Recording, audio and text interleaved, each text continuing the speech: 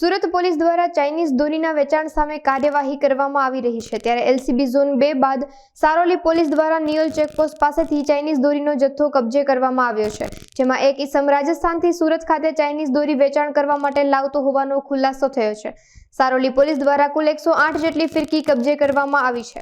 સુરત શહેર police commissioner Anupamsinh Gahlaut sir, special police commissioner sector 1 sir તેમજ DCP zone 1 સરના સૂચના અને માર્ગદર્શન હેઠળ આગામી મકર સંક્રાંતિના તહેવાર અનુસંધાને જે ચાઇનીઝ દોરી કે જે લોકોને તેમજ પક્ષીઓ માટે જીવલેણ છે અને સરકારશ્રી અને પોલીસ કમિશનર સાહેબ દ્વારા આ દોરીના વેચાણ ઉપર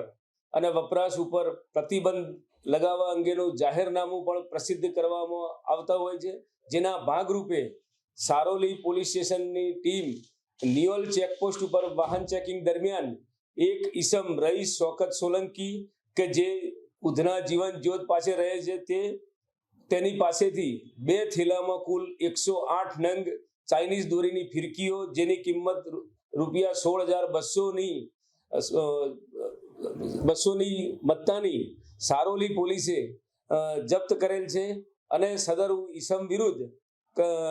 જાહેરનામા ભંગ અંગેનો ગુનો દાખલ કરવામાં આવેલો છે અને તપાસ ચાલુ છે।